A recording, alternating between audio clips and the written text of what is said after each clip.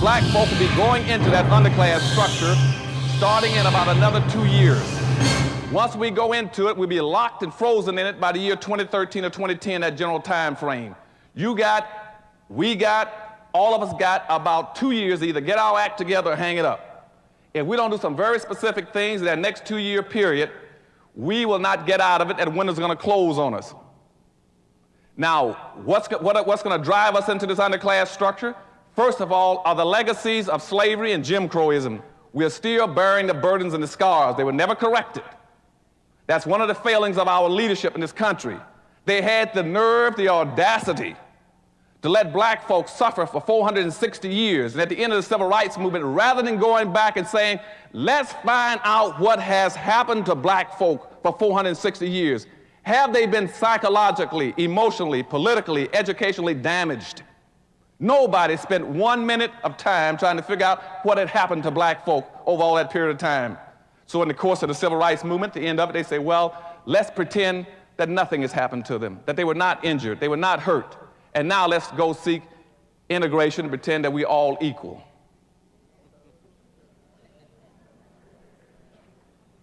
Now, that was grossly unfair, because by that point in time, in about the 1966 period, whites had become economic giants in America. They owned and controlled everything at that point in time. Black folk didn't own anything. Whites controlled almost 100% of all the wealth, the income, the privileges, the businesses, the resources, and all levels of government. Blacks had nothing. Blacks were 1-foot midgets. And they allowed us then to use integration to walk from our communities, from our ghettos, over in their communities, totally disarmed, not understanding anything, blind, naked, and then saying that you can go and compete. Compete with what? And that's what's happening in South Africa right now, where you have black folk now who have been totally subjected to the most brutal form of legal and economic slavery around the world for almost 300 years in South Africa, where whites in South Africa control almost 100% of all the gold mines, the diamond mines, the chrome, the bauxite, the magnesium, the land, the businesses, the farms, the animals. And now in South Africa, they've been told that they're free. Now, anybody in his right mind would have said, hold it a second. Now, if there's been a reform in South Africa, since whites have gotten everything and blacks got nothing, you should have seen on the news a massive flux of whites trying to get out of South Africa. If there's going to be any significant real change, wouldn't you agree? Somebody would have been trying to get out of there. The airports would have been jammed. And you all haven't heard a peep. You know why? Because nothing is changing. Because in South Africa, the dominant, arrogant white society that's been so brutal to black folks still owns and controls 100% of all the gold mines, diamond mines, silver mines, chrome, bauxite. And they're telling those South Africans, you can now compete. And that's the problem in black America. We've been told now that we can compete, and I say, well, with what? And by going into our underclass structure, going to be 7 converging factors going to push us. To get my little summary up. 1, we're going to have an increased amount of conservatism in the country, and I'm going to talk about conservatism in a few minutes. 2, we're going to have a massive, unending influx of immigrants into the country. They're going to push us down. We have been the number 2 population in America now for over 460 years. We're going to get kicked out of being number 2 and going down to number 3. When are we going to go down to number 3? We're going to go down to number 3 in less than 2 years. Now, when I wrote my book about 4 or 5 years ago, Hispanics at that time were 9% of the population. They've now moved in 6 years from 9% up to 11%. Blacks were 12.3% 6 years ago. They're still at 12.3%. Now you got Hispanics at 11 and blacks at 12.3. According to the Census Bureau 2 weeks ago in Washington, D.C., they anticipate Hispanics passing blacks right on time, as I had predicted. Now, Wall Street Journal, on the left-hand column 2 weeks ago, on the left-hand side of the page, I can send it to you if you want, it says that when Hispanics pass black people, at that time, the whole political structure will shift gears. There'll be a power shift in America. That nobody's going to go to black folk to ask them anything anymore because you're no longer the dominant minority population. They're already preparing for this. They're already creating all kinds of major programs around the country where they will go and check with Hispanics about anything they want to know about minorities. Black folk will get their information through the Hispanic Society. Then by the year 2005, the Asians are going to pass black folk. Then you're going to get kicked from being number 3 down to number 4. At that point in time, you're locked in and frozen because everything you need will have to pass through those 2 groups. And those 2 groups do not have your interests at heart. They don't understand your problems and don't care about it. If you can't compete, they're going to say that's tough. And so what we're going to try to do today in dealing with just that one issue, as well as conservatism and the problems of technology in America that's also going to make us push us in the underclass, is to teach you how to compete. We got to understand we got these problems, but you got to understand where the problems came from. And I want to give you a real fast education today, because the real clue to liberation is not only education, it's re-education. And that's what we're going to talk about this morning. I'm going to show you how we got into our dilemma and how we must get out of it. Nothing has happened to black folk by accident. Everything that's happened to you has been systematically programmed through what I call social engineering. You are a victim of historical social engineering. Now let's go back and start dealing with some of these issues. And a lot of this would you also find covered in my book, Black Labor, White Wealth, and the other 2 books I got coming out this year. One is called Dirty Little Secrets, and the big one is called Powernomics. How do you do it?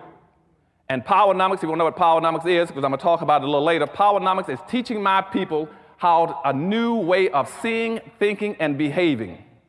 And that's what the whole thing will be about this morning. You got to change the way you're seeing and thinking and behaving. Why? Because I said we've been locked into an underclass structure, because we got 2 major problems in America. One problem is that maldistribution of wealth and resources that I told you about that's in South Africa and America, where whites own and control everything. That's your number 1 problem. The second problem we're going to talk about this morning is the inappropriate behavior pattern of black folk. Those are the only 2 problems you have. I don't care what anybody else talks about in America. It's not worthwhile wasting your time.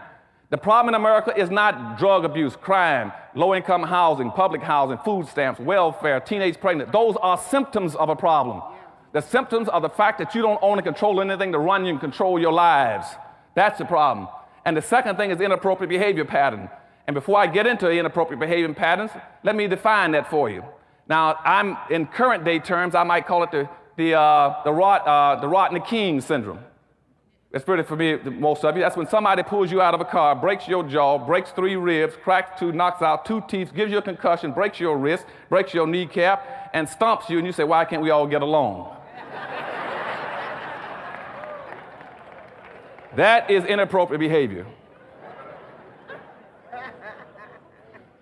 Or if I'm in Detroit, Michigan, when I was there functioning as an assistant police commissioner during the riots, and I was working on riot possibilities and techniques in the city, I get a call down by some people who had been involved in a couple of murders. And he said, look, I didn't have anything to do with it, Anderson. I just there, I witnessed it. I said, what happened? Well, you see, they'd had a disturbance in Detroit, Michigan, and the police broke into a motel and found 2 black boys in there with some white girls. And they didn't like that, even though they were in a black neighborhood. They had paid for the room. It was their right and privilege to be wherever they wanted to be. It was between them and God. But the police officers were white. They were very disturbed about this. So what they did, they took those 2 boys on a Friday, and they beat them all day Friday. They beat them all day Saturday. Then by Sunday, they had gotten tired of beating them. They said, well, we just go ahead and kill them. And so one of the officers picked up a rifle, and hit the oldest black kid in the back of the head with a rifle. And the kid was only about 22 years of age. Hit him so hard that it knocked one eye completely out of socket and bulged the other eye and broke the rifle stock. And the poor kid fell on his knees and crawled around and found the broken stock of the rifle, and on his knees held it up and apologized for having a hard head. That is inappropriate behavior. The question should have been, why are you brutalizing me and killing me? What have I done to you? And so that's the kind of inappropriate behavior. It's what we've been systematically programming to displaying as black folk in a very highly competitive society. So what I want you all to start thinking about today and all throughout my speech today is not who you're against, but who you're for. I want you to understand that you're in a very highly competitive situation. You're going to be competing to survive and prosper. And that's what racism is all about. Contrary to what anybody tells you, and I just saw a definition of racism in the Washington Post last week by a noted columnist who's a conservative, and what he was really talking about was prejudice and discrimination.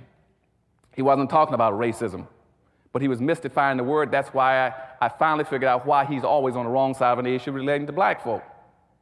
He thinks that a black person can be racist. A black person cannot be a racist. Racism is a power relationship between groups of people. That's all it is. It means where one group of people have control of so much wealth and power and resource that it can deprive, hurt, and injure and exploit another group to benefit itself. Never in the history of this earth have black folk ever controlled that much resources and where they can have gone out of their way to exploit, injure, and do something to whites. So therefore, racism only started in the 16th century when he began to commercialize slavery against blacks. That's when racism started. There was no such thing as racism before that. The other thing, and before I get into my presentation, you got to understand racism also comes from the word race. Race means group. So whenever you hear people talking about now, you cannot prove racism because somebody fired you from a job, they are absolutely right. And the power structure and all the white think tanks in Washington know that. That's why you can no longer prove racism, because racism does not apply to an individual. It applies to a group. And because I discriminate against you, that's individual, that's personal. It's not group-based, and so you can no longer prove group-based discrimination. The second thing about the word race, remember also, which is very important for our discussion today, is the word race means being in competition. See, they didn't pick house, tree, car. They said racism. Race means being where people are competing from here to there.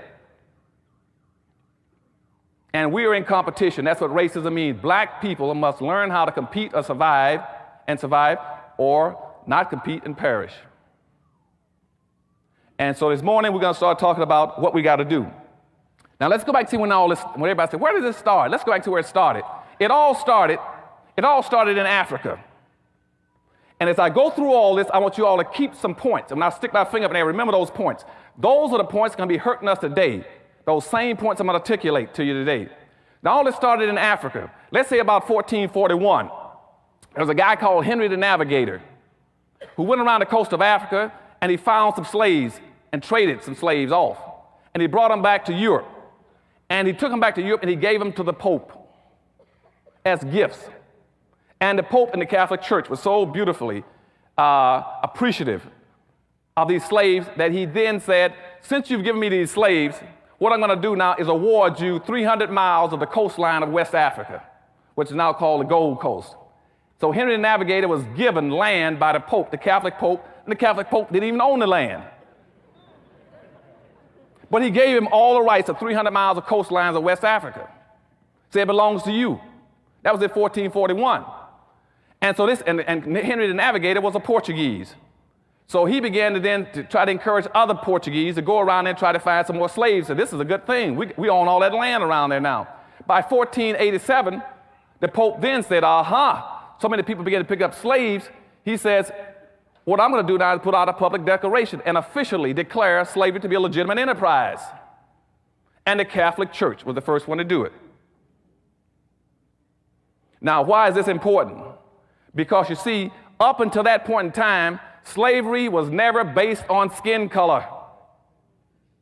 Slavery was based on three things to put you into slavery. One was an indebtedness, where you owed somebody something and not paid it off. Two was that you is through religious persecution.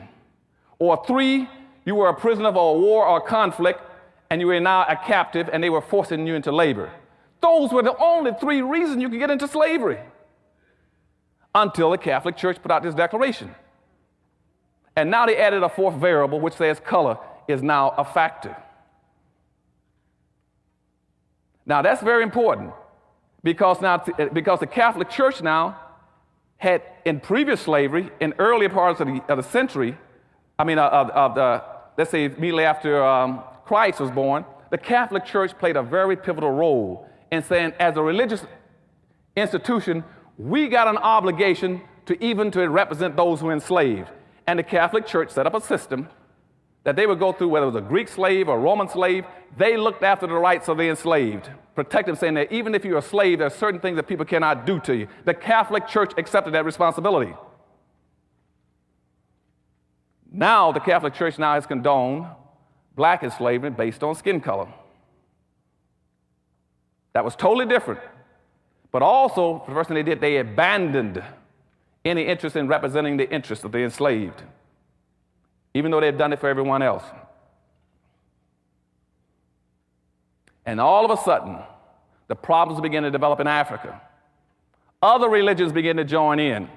So people say, well, Dr. Anderson, how were they able to enslave us? Because we were doing some things wrong in Africa.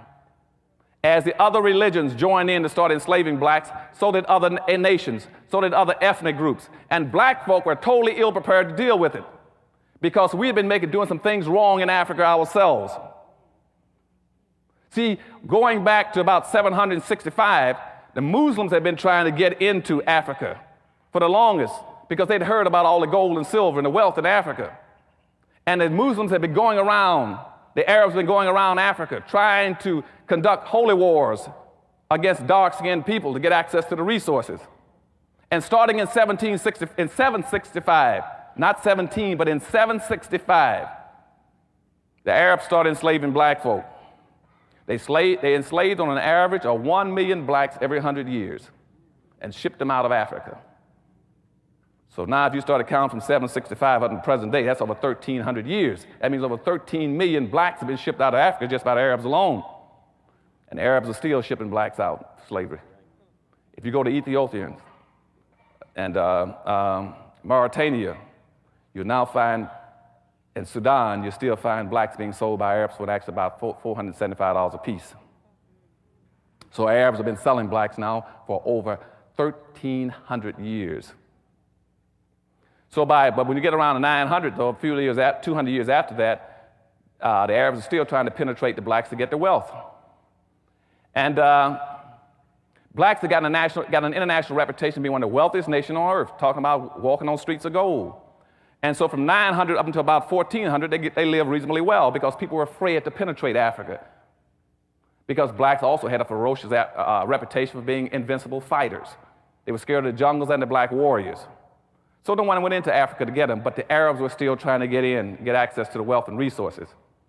Now I'm back up to the 14th century again. Now in the 1400s, about the same time as I just told you that the Pope declared that officially that blacks can be enslaved, at the same time Timbuktu was invaded by the Arabs. They finally broke through. They broke through because, see, blacks at that time had three major empires, Ghana, Mali, and Songhai. They were the richest nation on earth, but the black leadership had set themselves up to be invaded by the Arabs and consented to be pimped. Because the black leadership was extremely naive, going around practicing what I call benign slavery. Every time anybody came into an African nation, like Mali, Songhai, and what they were saying is that, well, I'll do business with you, but you got to buy one of my slaves. And the slaves were their own people. And they were playing games with slavery, saying, well, it's a tribe, he's a different tribe, so I'll enslave him. But the slavery that blacks were practicing was not the same vicious kind of slavery that came later, but the fact that they were playing with it, condoning it, and willing to sell their own black folk out naively. Now the question becomes, why were they doing it? Okay, why were they doing it? They were doing it trying to impress people with their power, how strong they were, saying that I would do business with you, but let me show you how strong I am. I got 3 or 4 blacks in the back room, and you buy them from me, and then I'll sell you some gold and silver. And what people were impressed with was not really their power. They were impressed with the fact that you had absolutely no interest as a leader in your own people and felt no responsibility to their welfare. And so when that got out, then all those countries, as I said, once the Pope condoned slavery, they began to flow into Africa because they knew the black leadership did not feel the strong togetherness, the willingness to protect their own people and to look out for them and lead them, and would willingly sacrifice them. So Africa fell wide open. And people poured into Africa after the Pope declared slavery legal in the 1480s. By 1500, between 1500 and 1650, 150 years, they hauled out 5 million blacks just to Central America alone, just right south of here into Mexico and to Central America, Costa Rica. Just to give you an example, after the Pope declared that you could legally go after those blacks, they pulled out 5 million of them and sent them in there. And those blacks in 150 years with sticks and stones, not steam shovels, but with sticks and stones and rocks dug out over 16,000 tons of silver and 400 tons of gold just to enrich Spain and Portugal. And this was critically important because at that point in time, Africa was a rich continent, had all kinds of wealth. And Europe was an impoverished nation. Europe was run over with crime, sickness, disease, illness, disorganized. Africa was the glory of the world. But you see, our people were playing around, not looking at taking care of the business of their people. At that point in time, all these nations say, aha, we know how to strengthen Europe and rebuild Europe. And that's by displacing the wealth out of Africa and displacing not only the material wealth, but the human wealth of Africa. So they began to pour in and started sucking blacks out of Africa.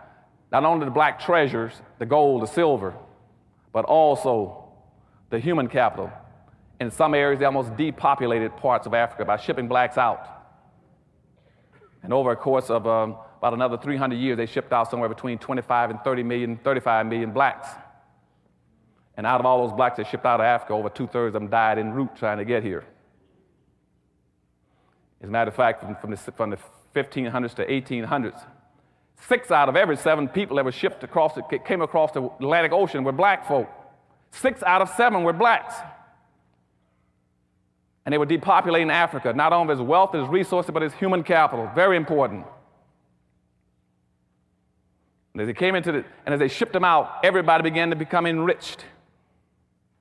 But you still had black leadership that still didn't understand, unwittingly was playing into the hands of people who were much more serious about the games than they were. So I jump up to the year 1619. They brought in 20 blacks into America, formally, even though we'd had another group of blacks in here around in the 1500s. They've been floating around too off of PD River in South Carolina. And we'd had blacks much earlier, the Folsom people. But let me don't even get into that. But by 1619, they brought in 21 blacks into Jamestown, formally. And those blacks came in as indentured servants. They were traded by a German warship for supplies. Those blacks were free in about year 1624. But something very important happened right before 1624. In 1621, you had a black guy named Anthony Johnson. Anthony Johnson came to the United States in 1621, came in from England as a free black. At the same time, you had those other 20 black slaves brought in here in 1619, the first 20 blacks. But this black came in as a free black in 1621. He came in, and then since he was coming in from England, not from Africa, he then declared himself a free black, declared that he wanted head rights. And head rights in those days says anybody coming to the country can get 640 acres free right off the bat. Then plus you can get another 500 to 600 acres for every slave that you own. He immediately went and had 13 blacks. He brought in then, we got him 13 black slaves. And he's black. So within a few years, about 15 years, he was one of the richest blacks in the colonies. But he was enslaving his own people. Now, going up to 1638, Maryland colony then put out a public edict that laid the cornerstone for racism in this country, saying that now that black folk coming into this country and they began to intermingle with whites and socialize like Johnson and trying to integrate, we got to pass a new law. So the state of Maryland put out a law called the Doctrine of Exclusion. The Doctrine of Exclusion says that no black shall be permitted to enjoy the fruits of white society. That was in 1638. Now, Johnson still had it. He's really built up his land now. He had all kinds of land and a whole bunch of slaves, getting close to about 70, 80 slaves now. And a white guy went over to one of his plantations. And one of the black slaves there, named John Castor, asked him, says, why am I a slave here with this guy? He says, I didn't know that. He says he owns me for life. How does he own me for life? And the white fellow who was a plantation owner also said, look, he doesn't own you for life. You know, didn't you contract for indentured servantship? Indentured servantship normally runs 5 or 7 years. What do you mean he's got you for life? This black guy said, I've been working for this for this Anthony Johnson, this black slave plantation owner, for almost 27 years. The guy said, well, just run off and leave. Forget about him. You don't have to keep working for him. So the black slave, John Castor, ran off. But guess what happened? Anthony Johnson then went to court, and he sued the white plantation owner who had encouraged the black to run off. Sued him in court, and the court accepted Anthony Johnson's claim against this black slave, saying that he owned that slave for life.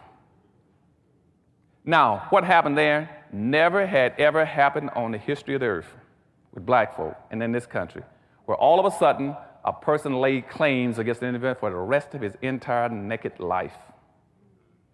And it was a black man. And once that court decision was made, whites picked it up and said, aha. So by 1665, all the states then started passing enslavement laws. They went back and took the doctrine of exclusion and say, now, the doctrine of exclusion with Maryland says that black folks shall always be excluded and never be permitted to enjoy the fruits of white society. But after listening to the court decision for Anthony Johnson, we got a good thing going now. So they took that same doctrine and expanded it. And now the doctrine says that not only should black folk be excluded, subordinated, non-compensated, non-competitive managed workforce for the personal comfort and wealth building of white society. That became the enslavement codes, both explicitly and implicitly. And all the states began to enact it then, based on Anthony Johnson's ruling in court that he owns another black person for life. Now the system picks up. We jump now up to about 1704. 1704, there's a black kid. There are a whole bunch of slaves coming in from Africa on a slave vessel called the Eagle. The Eagle is heading towards America. There's a young black boy on there, along with some other older slaves. The slaves decide to revolt on the ship. And they took over and knocked the captain down, took over the ship, and took the weapons, and we're going to fight to take over the control of the ship and head it back towards Africa. And as one of the older slaves grabbed a machete, and he said he's going to kill the captain so they can completely have control of the ship, as he swung at the captain, a young black slave jumped up and got in there and protected the captain and took the blows himself, which chopped off one of his arms and protected the captain. And by protecting the captain was able to recover the control of the vessel, put down the insurrection, and they then hung all the blacks who were trying to revolt, except a young black kid who was only 19. When the captain got to America, he gave him to supposedly a benevolent slave owner and rewarded him with recognition, and says that after he's been educated and recovered from his wounds, that he's to be set free. And again, this young boy, he placed more importance on protecting other people than getting his free people out of a dilemma. But he was rewarded and recognized for it. And he personally benefited at the expense of his own people. That was in 1704. 1705, the colonies said, what we need to do now is pass slave codes so we can regulate slaves' behavior, period.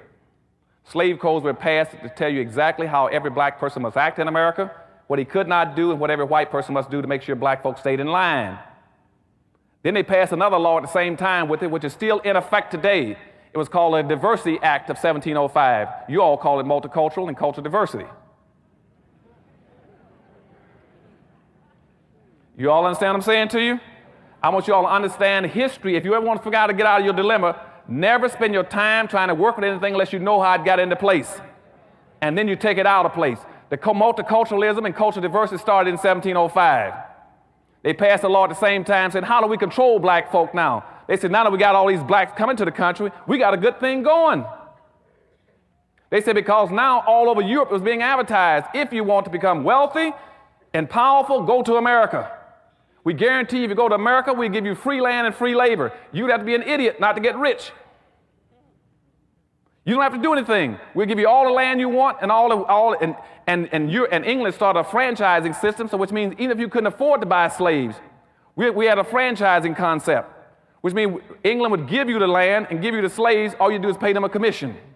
Just like McDonald's and Burger King. That's where the whole franchising concept came from. It was from England with slavery. And so people rushed into this country.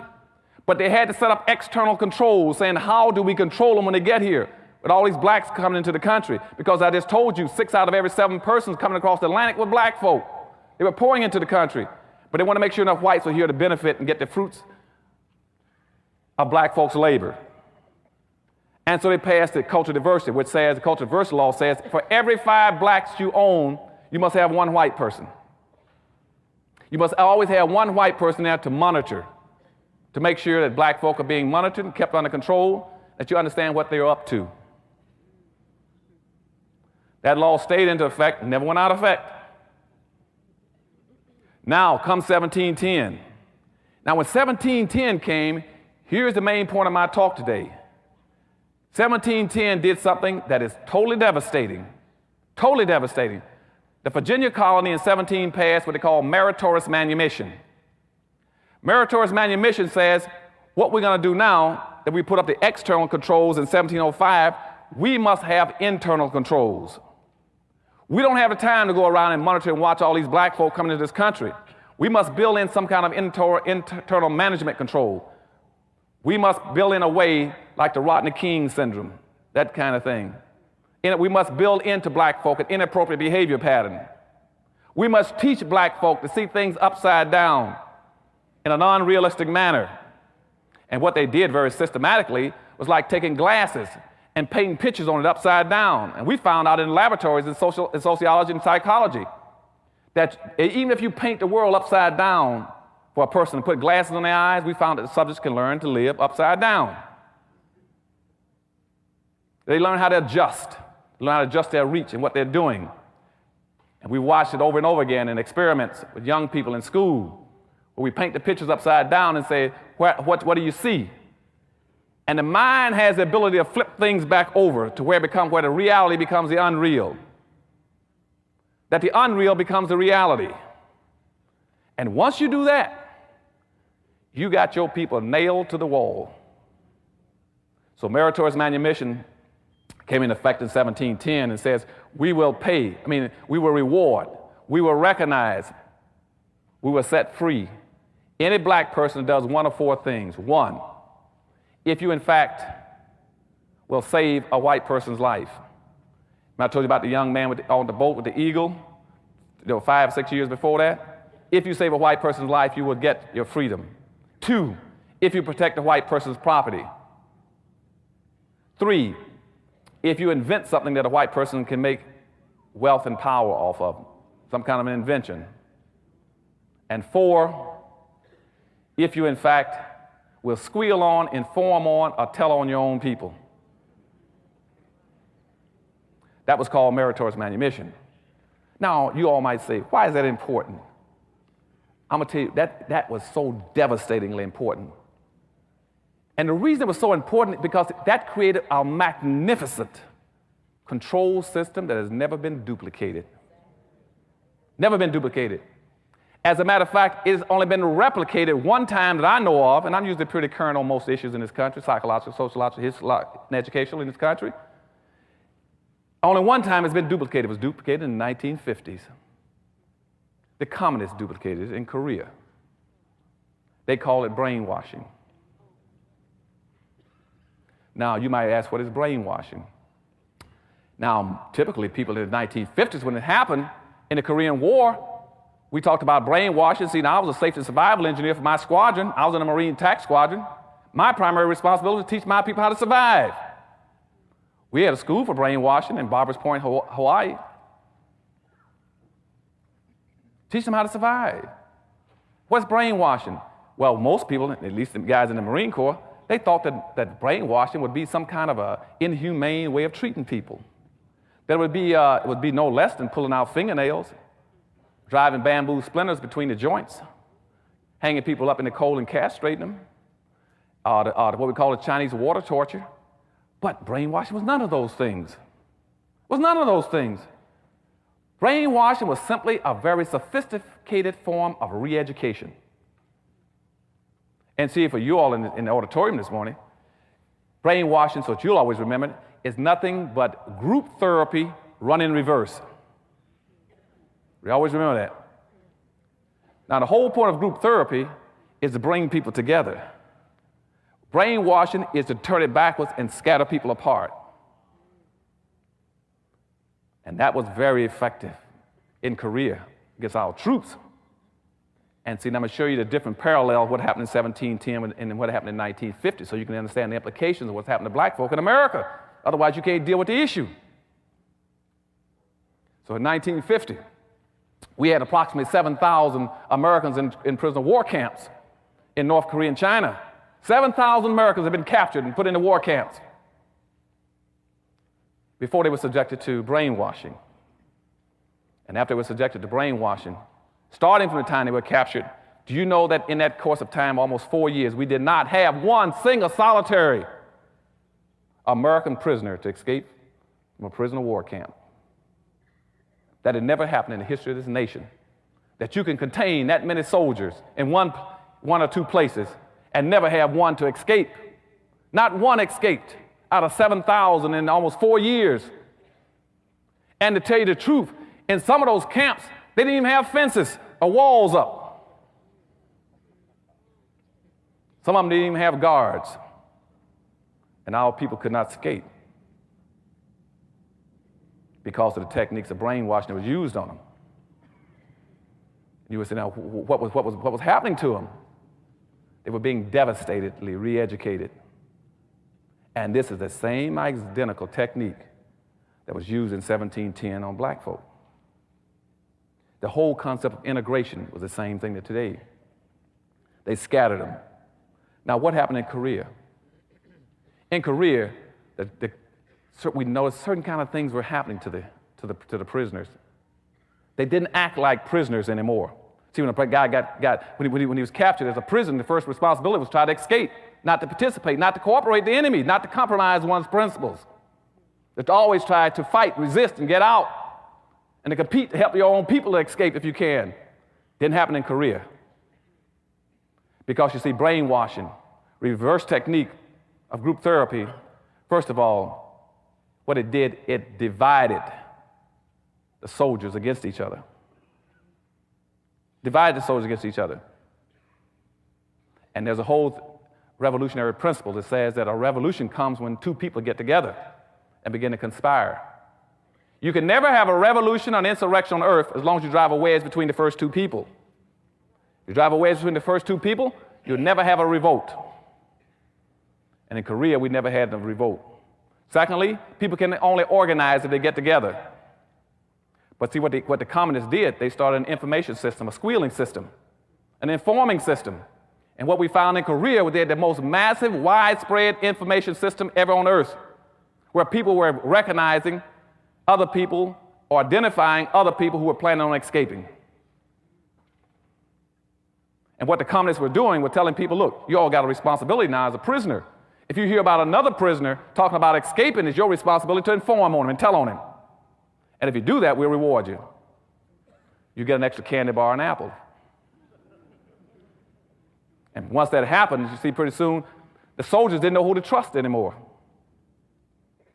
They didn't know who to tell anything to if he was planning on escaping. Who did he tell? He didn't know when the other guy's going to turn him in for a reward. And so the organization broke down, and they quit communicating and sharing information to each other. Because all of a sudden you were planning on escape. Next day someone drags you out in the cold, strips you down, and pours ice water on you at 26 below zero because somebody just turned you in for an apple and a piece of candy. And see, that's what happened in meritorious manumission in 1710 when blacks were being rewarded for turning in other blacks. See, also what it does, it not only does it stops your communication, it stops your ability to organize, but also it broke down what we have to have as a sense of community. In none of those camps did they have a sense of community anymore in Korea. And without a sense of community, you have no way of doing the things that have to be done as a human being. And so in the prison war camps in Korea, all of a sudden the camps became filthy, the black camps. Nobody built latrines. Nobody made sure there was food and blankets passed out. Nobody took care of the sick. Because you don't have a community anymore. Without a community, you can't do anything. So we didn't have a community in Korea, in the camps. And out of the 7,000 prisoners you had in Korea, almost half of them died. They didn't die because anybody shot them. They died from the fact that they were unable to function appropriately, to take care of themselves, to function as a community. They no longer had what you got to have and what black folk had taken from them through meritorious manumission. See, once you get a community, the next thing you must have above that is your trust. You cannot have trust if you don't have a community. I always hear black folks say, Dr. Anderson, all the things you say are true, but how can I get together another black folk when I don't trust them? You don't trust them because you don't have a community. And and above trust comes cooperation. But Dr. Anderson, I don't want to work with him. No, because you don't trust him. So it goes community, trust, cooperation. And that's what they did in Korea. They killed the community. The black soldiers no longer had a community, and prisoners no longer had a sense of a community. They no longer had a sense of who they were, what they were about, the business of, and who they were. And all of a sudden, that kind of an oppressive system of rewarding people for identifying with the enemy, and that's what the Koreans were doing, saying, you identify with us, and we'll reward you and give you a can and an apple. And when they started rewarding people, the community was destroyed. And their soldiers fell apart. And over half of them died. And so the next thing that happened to them is what also happened to the black community. After 1710, they moved into a thing what we call give-up-itis. All of a sudden, the soldiers in Korea, in those camps, no longer cared about anything anymore. So when I come into the Crenshaw district and I said, why don't you do this? They said, well, we don't care anymore. Same thing happened in the prisoner of war camps. The soldiers didn't care. And once they lost caring, they were through. Nobody could save them anymore. And at night, over 40% of those soldiers would pull blankets over their head and just sit there in the corner and die for no apparent reason. Not for physical reasons. It was called give-up-itis, and you've seen it in hospitals. That's when a person would die long before he's supposed to. And you ask why. When a husband passed and the wife would die 6 months later, 3 months later. Not for any medical reason, because they no longer have a will to live. And that's what happened in those camps. We lost over half our soldiers because they lost their will to live. And see, after meritorious manumission was put on black folk in 1710, black folk, a lot of them began to lose their will to live and to care and be responsible. So jumping back to 1710, so you understand what brainwashing is and the effect on black folk. I want you all to understand that was a re-educational system. So when that happened in 1710, the word spread. And down in Jamaica, there was a fellow named Willie Lynch that heard about it. And he was already running a seasoning school for slaves in the South, in Jamaica. So then he caught a boat and headed for America, headed for Virginia, where the meritorious manumission had been initially enacted. He got there in 1712. And just like the communists did in Korea, he came up with the same expression, gentlemen, I'm here to take care of your needs. I can show you how to do what you want to have done. I can show you how to divide these slaves so they'll never recover, or at least it'll take 300 years before they can do it. So some of you might wonder why I picked in my book the year 2013. This coming year in 2013 would be almost exactly 300 years since Willie Lynch put his methods on black folk. He said it would take 300 years. He said, what I'll do is to show you how you divide blacks. You divide blacks along the lines of skin color. You rig it so every black will look at another black skin color first and say, is he a yellow black or black black? And that way you've already divided them. You divide them along the lines of sex, so that all of a sudden you'll have black women joining the feminist movement against their own black men. They're trying to beat them out of jobs and opportunity and visibility to take care of their families. So you divide them along the lines of sex. Then you divide them along the lines of age, where the old turn against the young turn against the old and say, you're ancient, you're old, I don't want to listen to you anymore. And it worked very effectively. And Willie Lynch put that on them. It's called divide and conquer. Divide and conquer was the same in 1710 as it was in 1950 in Korea. And black folk became invited. And so from 1750 up to about from 1710 up to 1750, the system started going into effect. The social conditioning, the brainwashing of black folk took off full steam then. Because see now, they were very concerned about all these black slaves. We had to control them. And people said, well, how are we going to control them? And said the first way, and there are 3 ways you do it, but the first way is by physical control. Always control a black person physically. That's what slavery is about. The second way of controlling them was called Jim Crowism. Then you control them legally. Then the third way you control them is when we came out of the civil rights movement, which means symbolically. You control them by manipulating symbols. We'll talk about that in a few minutes. So they went into the first thing of controlling black folk physically with slavery. By 1750, the black population got up to 34% in America. And they were very concerned about this because you see all these slaves were pouring in across the water, so they started advertising to bring in more immigrants. They said, what we need are more white immigrants to dilute. Remember, I told you the Diversity Act said we must have so many whites. So we got to have an immigration law that bring in more whites to neutralize blacks out, to keep them contained, to keep them as a minority. We'll fix it so they'll love that word minority. They'll use it all the time and call themselves that. Even though we know the minority means loser. We'll turn the world upside down, they'll call themselves loser, loser, loser. So by 1750, black population hit 34%. So what the white society started doing then, it says, we must do what they didn't say that then, but the effect was the same. What happened in Korea? We must isolate them. So every Indian treaty from that point on started putting in conclusions saying that you must also stay away from black folk. They built into all the Indian treaties incentives for them not to identify with black folk because they feared that if Indians and blacks got together, they could overthrow the country. So Indians were given incentives then to turn against black people. And that's why later on you find that the biggest killers of black folk for a long period of time were Indians, because they were given incentives. For instance, if you raided a town or a village, guess who was the first person you run into in the fields? Was a black person. And see, and you had laws because the slave codes of 1705 says a black person could not arm himself, he couldn't carry a weapon, he couldn't carry a tool, he could not raise his hand to defend himself, he could not strike back. So Indians said, hey, we got a good guy to raid. I mean, this is like shooting ducks. And the whites knew that. When they put the blacks out in the field, they used blacks for burglar alarms. So every time there was an Indian raid, they the ones who went down first. And that's why all the 5 civilized tribes in America then became slaveholders. All the 5 civilized Indian tribes were slaveholders. Not only were they slaveholders, they were slave traders. And more important than that, in all the treaties, typically in a treaty, they paid the Indians $20 for every runaway slave they chased down and brought him back. And that's why also when the Civil War came, all the 5 civilized tribes in America fought with the side of the South to prefer slavery because they didn't want to lose their money and wealth either. And I still have blacks running around saying, well, I'm half Indian.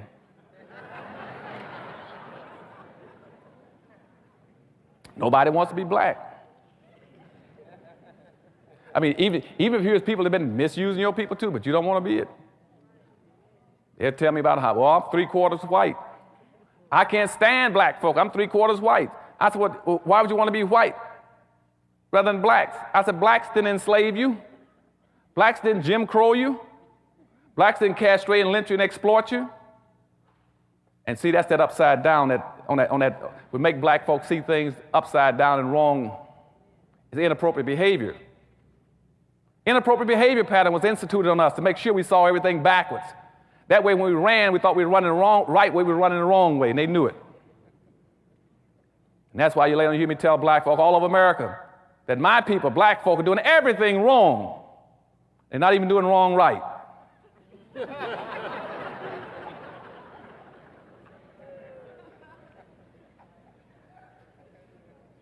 because you see everything is pointed upside down for us, so they can't see which way to run. And so at that time, in 1750s, the colonies then tried to figure out how to contain the whole issue.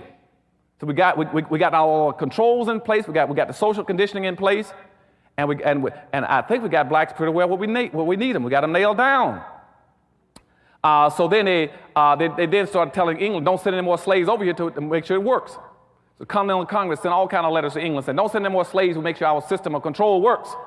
But England said, no, I'm going to keep sending them because we're getting rich off of it. England said, we're making a fabulous amount of money because we set up the Navigation Act in 1650, which says, I don't care what you all produce in America, it must come back to England first to be processed, and you all buy it back from us. And when you buy it back from us, we're going to charge you 3 or 4 times the price of it. And so when England decided to have a Revolutionary War to break away from England, they didn't put that in the history book, what the real reason they want to break away from England was for. 1, because they were scared to death of black folk getting free over here and tying them with the Indians.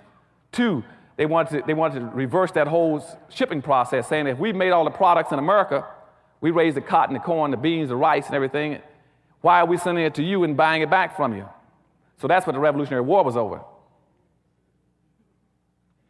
And plus, England was also getting rich off the slaves because, see, England was only paying $25 to $35 a piece for every slave they were buying on the west coast of Africa.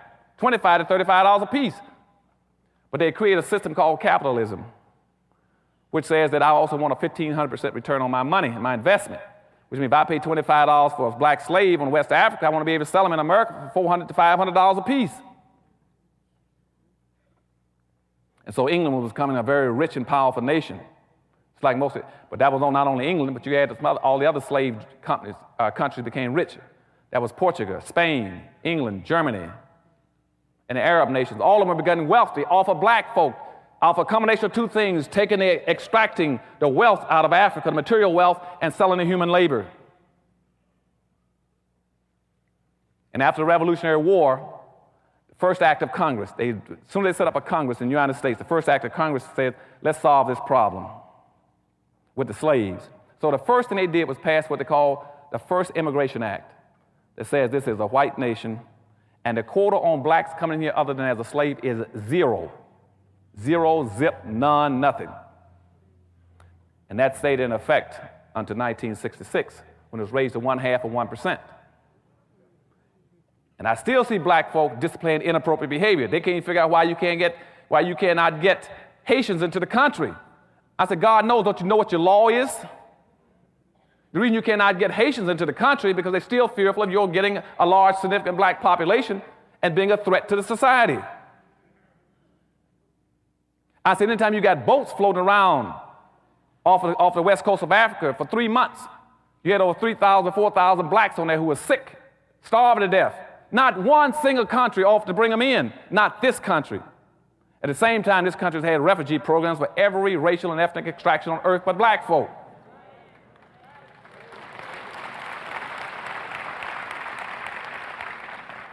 And where is our civil rights leaders? Where is our black leadership? Why aren't they raising issues about it?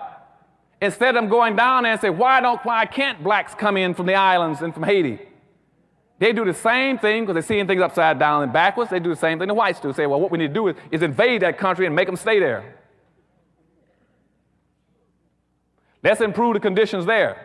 And so that way they have nice places there. Rather than say, no, you didn't improve all the conditions in Mexico, and El Salvador, and Nicaragua, and Hungary, and all these other countries when the people came in. You didn't improve all the conditions in Vietnam to bring in the people. Why do you keep asking these special things, blacks? No leadership will raise the questions.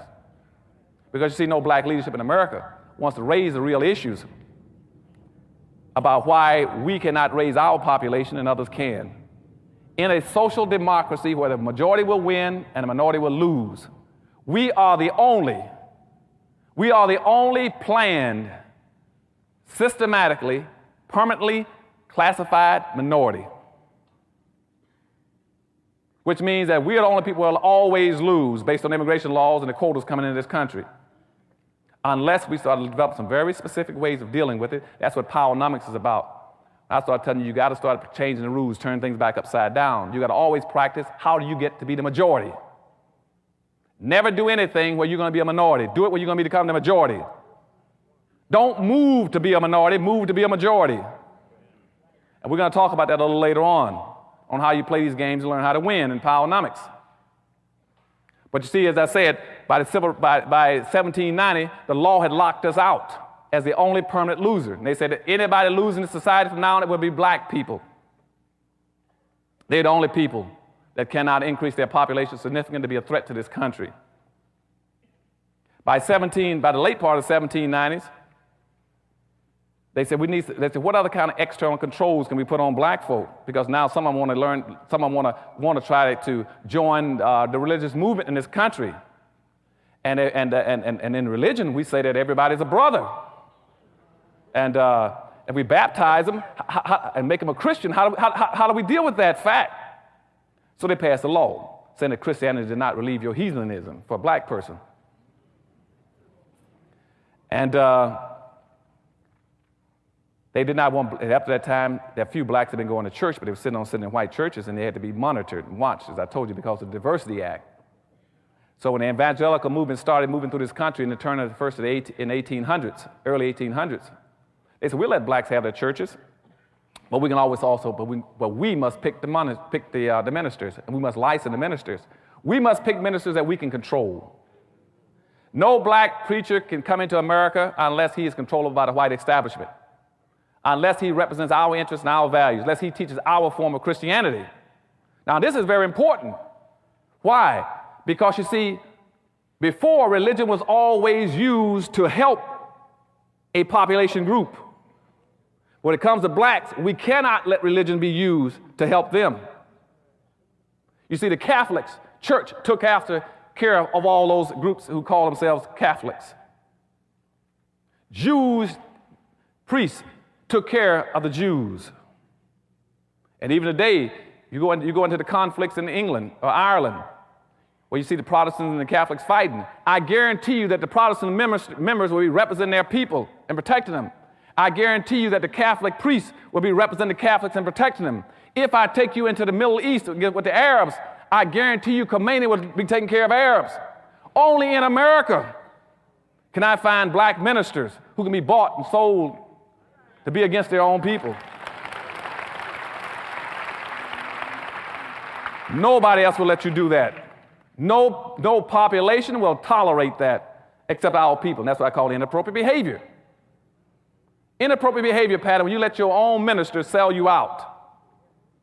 It's not in your best interest. What I mean by sell you out is because by the early 1800s, the whites said, well, we're going to have black ministers. We're going to have to Christian them to make sure they do what we want to have done. They must teach Christianity the way we want it taught, to where it is an external control device on black folk. They said, what are the rules? One, that every minister we license must teach black folk. If you talk about the slave and the master in the Bible, that you're talking about the white man and the black man on earth. Two, the minister must teach black folk that they're to be loyal, faithful, obedient, respectful, and all those other good things, and honest, so that white people don't have to worry about them stealing as a slave. Because, you know, black slaves had a nasty habit of going around stealing scraps of food because they were starving to death. And they would tell them they must be industrious. But you see, white folk wanted you to work a little harder. So they use the term, he's a lazy slave. Now, anybody in his right mind got more than a third grade education would say, why would a slave want to be industrial? Why would you want to work hard as a slave? What's in it for you? Are you going to get released early? You can get a pension? Social Security or retirement? But they always got this thing about why he's a lazy slave. I even got a black writer who writes about that day. Part of the problem is the blacks were lazy slaves. He should have been lazy.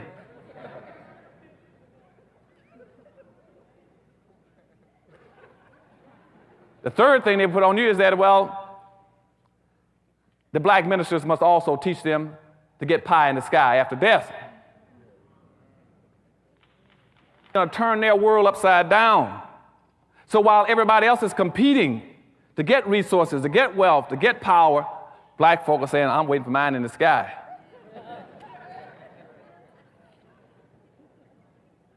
They said, well, the role model would be Jesus Christ.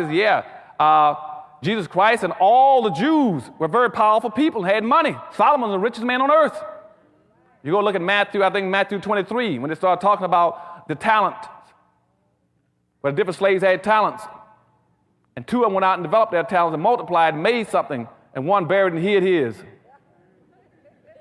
Because they knew there would be that black one, to be that last one, go out and hide it.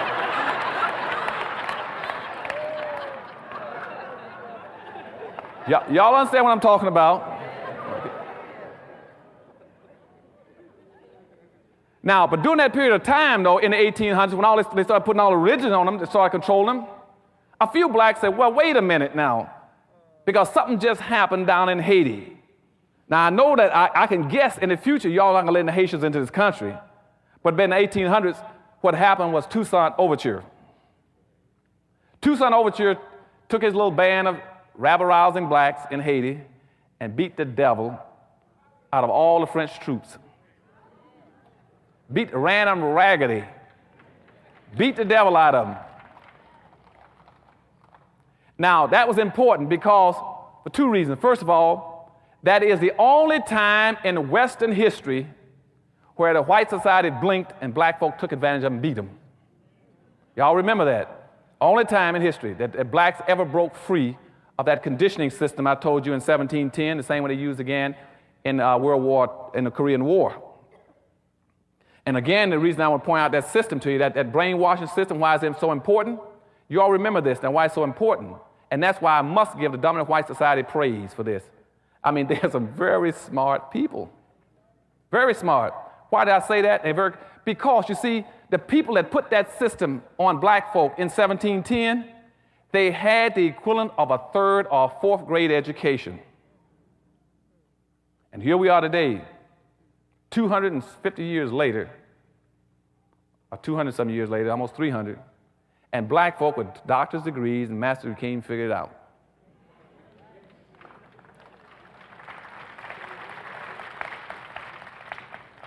Now, but little Toussaint Overture down in Haiti, he won his battle, beat him good.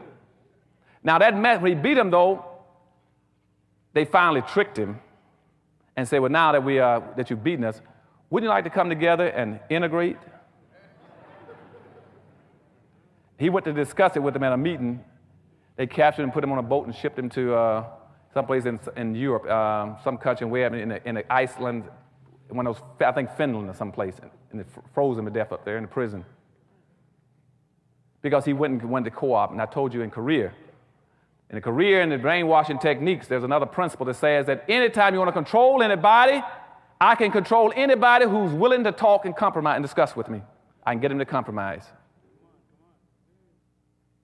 And see, what we're trying to teach our soldiers was called a code of conduct in Korea, which says never talk to your enemy unless it's on your turf and your terms. And see, right now, I'm assistant police commissioner, I'm working as a therapist for prisoners. Anytime I get somebody to communicate and talk with me, I got him. If he'll speak to me and answer my questions, I got him. Sooner or later, he's going to break down and tell me what I want to know. The way you resist is you don't communicate. You don't compromise your principles. They can never beat you then. And see, and that's how they got Overture. They asked him, don't you want some integration? Like they told our leaders the same thing. Now, there were some other blacks who jumped up and said, I'm not going to go for that okey doke. And one of the first ones in 1800 was Gabriel Prosser. Gabriel was an extremely smart black guy. He says, I just heard about what Toussaint Overture did down in the islands. And said, if Toussaint can do it, I'm going to do it here. He said, I'm going to do the same thing. And he did some planning, and you couldn't believe. He worked, he planned, he schemed. Prosser really worked on his thing. And he planned one of the most devastatingly, strategically well-planned insurrections on earth. Now, but before I tell you what he did, let me go back and make this point. I tracked between 1710 and 1860, and we had a possible 150 to 200 possible slave revolts. And in all 150 to 200 of them, a black person squealed in every one of them and got his meritorious manumission and his Willie Lynch badge card. And so when Prosper was trying to pull his together, he planned his scheme. And on the day he was supposed to have his big revolt, would you believe one of the most severe storms that had ever hit Virginia came in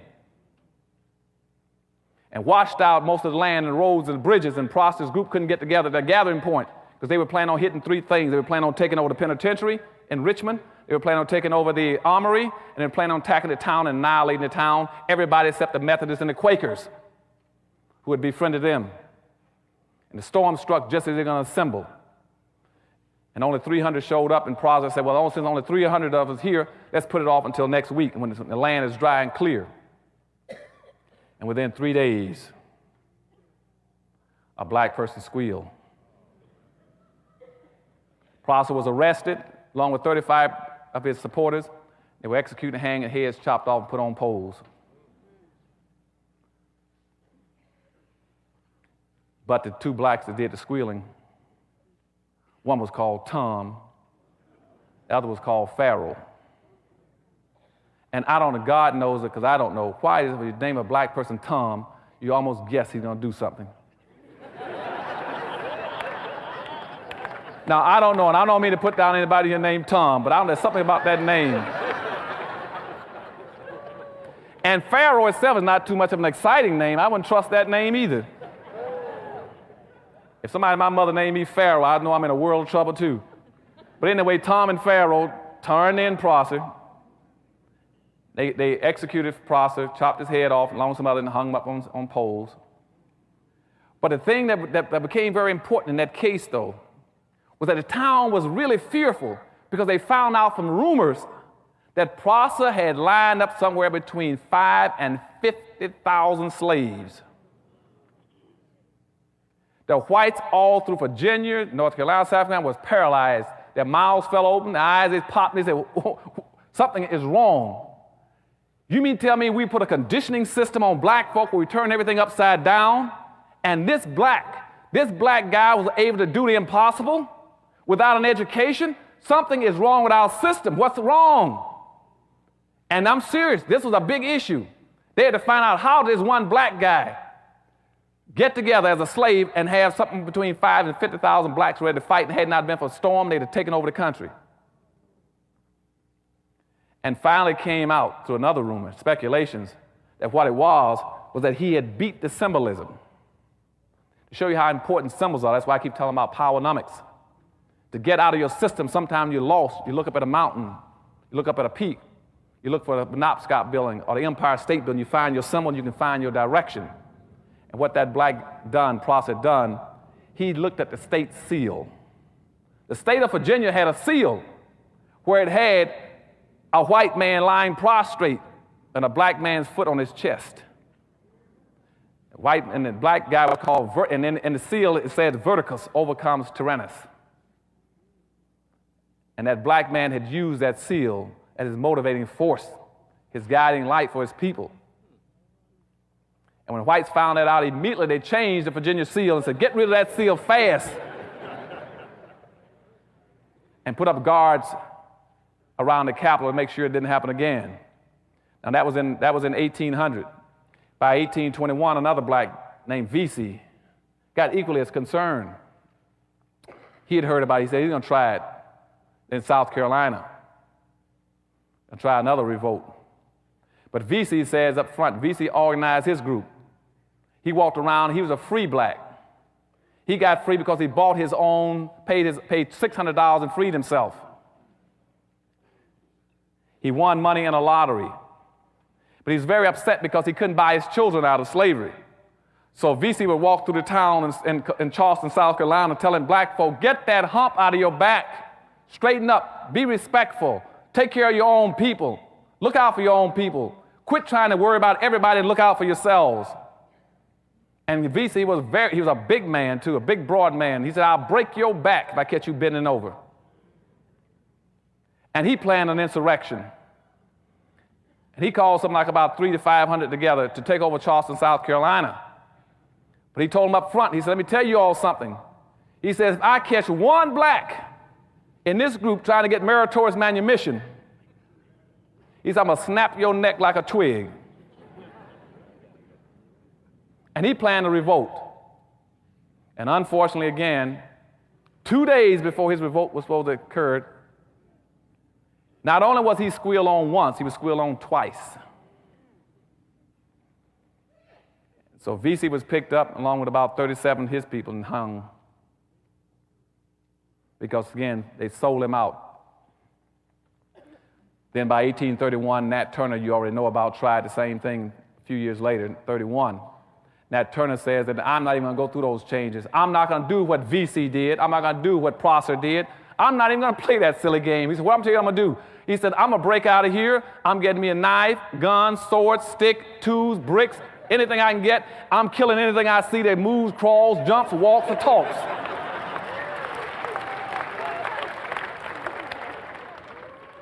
That's exactly what I'm quoting him. He says, I'm the rod and staff of God. I'm not playing these silly games. I'm tired. And so Turner started walking, saying he was a sword in the voice of God. And he said, I'm going to kill anything I see moving. He killed 55 people, including his own master. And then the country got petrified again and sent the army in looking for him. They searched for Nat Turner for 2 months and couldn't find him. He hid out because he killed so many people. Until one day he needed food and went down to get some blacks to get some food, and guess what happened? Turned them in. And so that took care of Nat Turner. Same time, there's one other black, though, which is my hero. I don't know how much time I got. How much? Long as I want. Okay.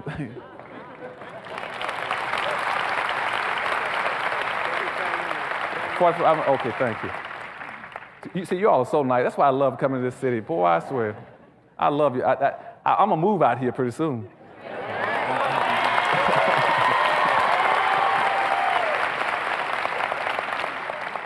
But my hero is John Horace. When you start talking about inappropriate behavior versus appropriate behavior. Now, here's a black man at the same time period displayed what I call appropriate behavior. No Rodney King stuff, you see?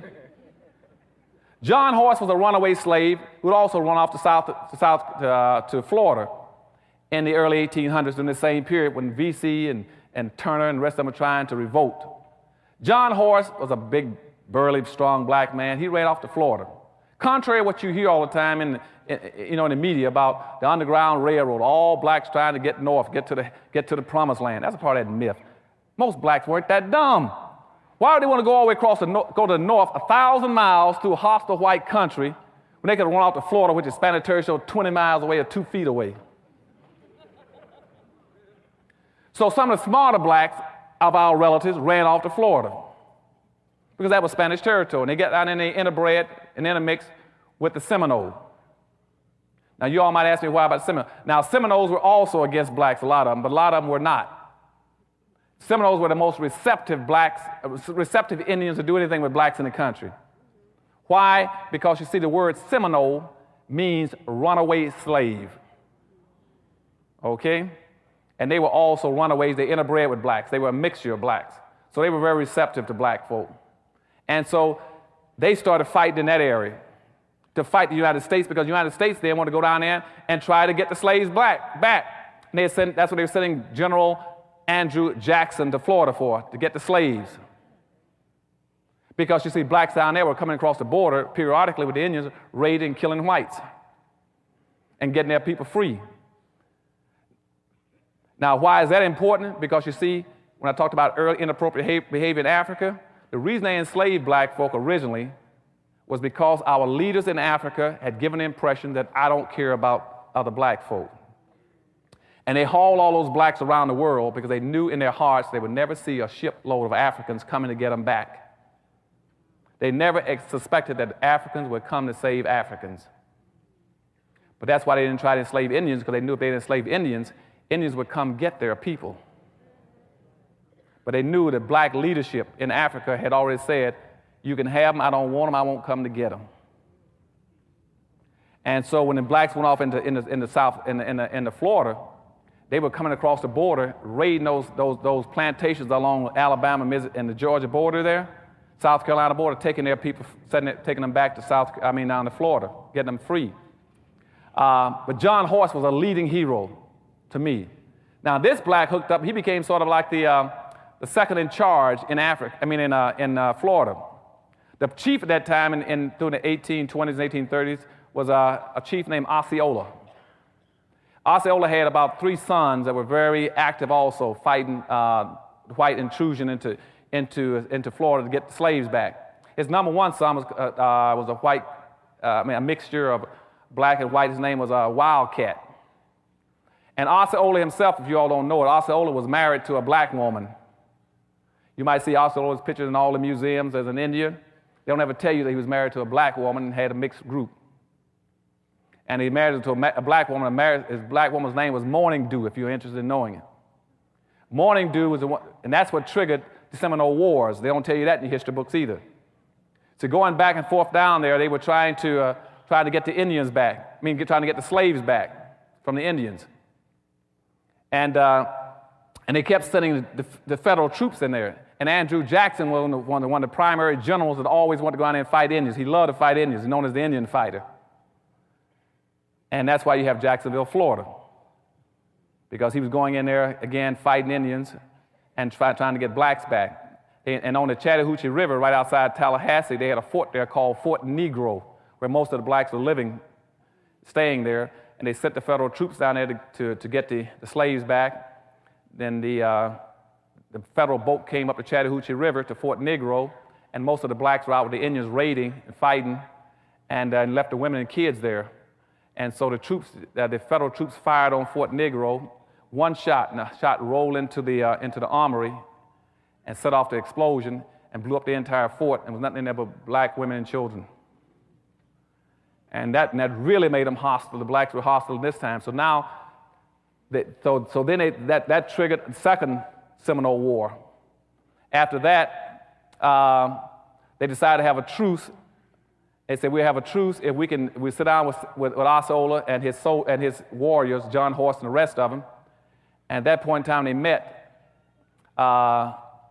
Before they met, they went and kidnapped Morning Dew and told Osceola that if you want your wife back, you better turn some of those black slaves loose and meet with us. And when Osceola went to the meeting to discuss getting his wife back, they kidnapped him and put him in prison. I think up in Fort Sumter, South Carolina. He died of consumption and exposure. And so at that point in time, John Horse and Wildcat went berserk. Then they started fighting. They fought all the way throughout Florida. And finally, they ran them out of Florida. They went out west and led some of that whole movement called the Trail of Tears, all the way out to Oklahoma Territory. And but the only people who were fighting in this country against the United States at that time was John Horse and Wildcat and his band of blacks. They had carried their own women and kids with them. That is the only black man in the history of this nation, and I'm sorry to say no school teaches that. That's the only black man in America that's ever stood up to America and fought him, and not as a slave, but as a man. Nobody else has ever done it.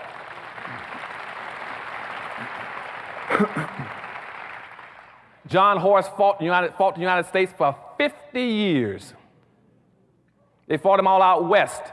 They chased him all down through the west, through Oklahoma, through Texas, and finally chased him into Mexico. He went into Mexico and stayed there for about 5 or 6 years, and came back again, he and Wildcat. They tried to set up their little village again, but the whites out there, the racists, kept raiding their camps, shooting them and killing them. He kept fighting, and they finally killed Wildcat, shot him in the back with a shotgun and killed him. And then John Horse finally just gave up and got on his horse, allegedly, and just rolled off back into Mexico. You never heard from him again.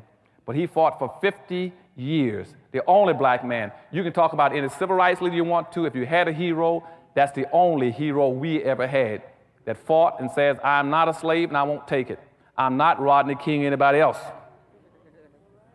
And so, they found nobody ever knew what happened to him, but he rolled off. That was John Horse. Now, this whole meritorious manumission policy is in effect, moving along at the same time, this control system. About 1852, a lady named Harriet Beach Stover wanted to write about it. So she then wrote about the whole thing. She interviewed a guy whose name was Henderson, which you all know as Uncle Tom. He then told about the story. She wrote a book called Uncle Tom's Cabin. But in that book, contrary to what most people think, Uncle Tom was not the bad guy. The bad guy was Sambo. And so I'm asking you all as my brothers and sisters, please in the future, don't call a black guy who you know is worthless and trifling. Don't call him an Uncle Tom. That's complimenting him. Call him his real name, what he's entitled to, and that's a Sambo. Any black person sells his own people out and will do them in, he is a Sambo. Now, what is a Sambo again? Going back to Meritorious Manumission in 1710, the whole conditioning process, the whole brainwashing system, the whole social engineering system says that you must teach black people to see the world through the eyes of whites. You must see everything through their eyes. You must accept their values, their superiority, whatever they think and feel, and that way we got you contained. And that's why when you see somebody like Colin Powell running for office, they say, well, you can run for office if you see the things the way we want to see them. If you want to be conservative, you can run for office. If you want to place a lot of importance on abortion, you can run for office. If you want to talk about being anti-taxing, you can run for office, which means if you see things the way we see them as a black person, you're safe. You're acceptable. And if you don't want to do it that way, then become an athlete or an entertainer. So therefore, you identify the rest of those blacks in the country. You stay away from them. They're bad. And you start going out and you try to go get a penny out of an athlete and entertainer, do something for the black community. They're going to do it. Their advisors won't let them do it. The agents won't do it. Their promotion people won't let them do it. They're going to identify with your community because, again, they have now already died and gone to heaven. Okay, so when Harriet Beecher Stowe put out her book, what she tried to tell black folk is that Uncle Tom was not a bad guy. See, Uncle Tom, you read that book, and most blacks, 90% of blacks never read it. They always call another black, he's an Uncle Tom, he's an Uncle Tom. He's not an Uncle Tom. If you read the book Uncle Tom was a guy who would not beat black women. Uncle Tom in that book was a guy who would not beat other blacks to make them pick more cotton. Uncle Tom was a guy who would come in at night and take cotton out of his own bag and put it in other black folks' bags so they wouldn't get whippings at night. Uncle Tom was a guy who would not tell where black folk were hiding when they went across the river and they broke free as slaves. But Simon Legree, the white slave master, had a black that followed him around named Sambo, who always says, you show me, give me the right, I'll show you how to trees the coons. I'll show you where they hides. And see, that's the guy. See, his role responsibility was going back to Meritorious Manumission. I told you about where you got to protect white folks' property and protect their wealth. He says, I will protect it and find it for you. And that's why you read in the movies and books that came out after Uncle Tom, you always had a black guy, a black slave, was running down the road saying, Master, master, here comes the army, let's hide our silver and gold.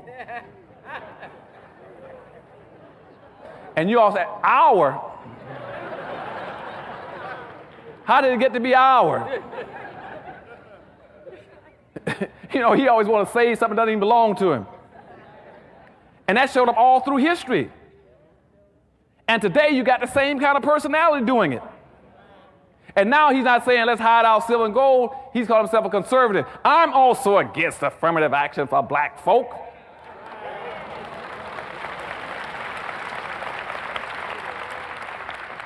I'm against quotas. I'm against preferential treatment. Even had one running around talking about he wanted to pass a law to stop black folk from discriminating against whites. You still got that kind of personality that always wants to protect something, protect the strong. You always got that kind of Sambo personality. And nowadays, the best way to get rich is to say, I'm going to protect that master's gold and silver, and I'm going to be against them black folk. I guarantee I can get you a radio talk show. I can get you a television show. I can even get you an appointment to the Supreme Court. Okay?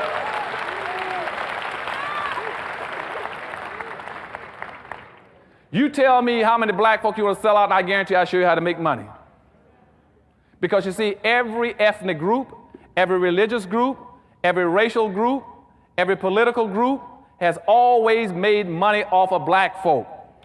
Okay?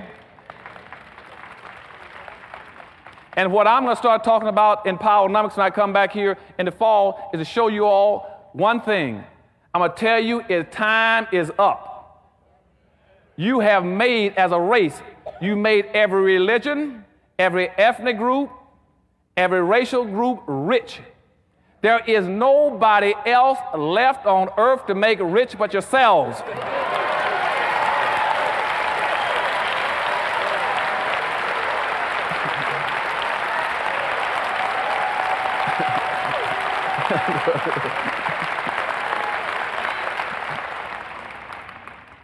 So that's all left. We got to do it for ourselves now. So don't give me this stuff about Dr. Anderson. That's the reverse discrimination. We are anti. You ain't anti nobody. You already made everybody rich.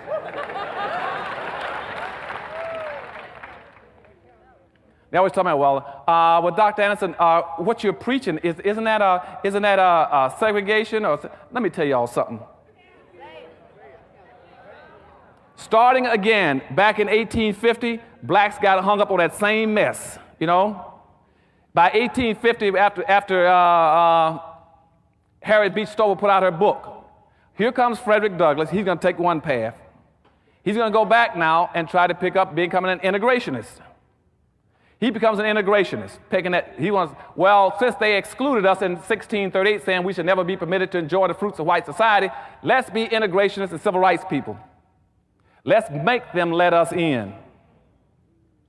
So they started their top strand called integrationists, which will run Frederick Douglass, Booker T. Washington, then up to all your civil rights leaders and Martin Luther King and that whole group, all the way down the line to even your present-day civil rights groups.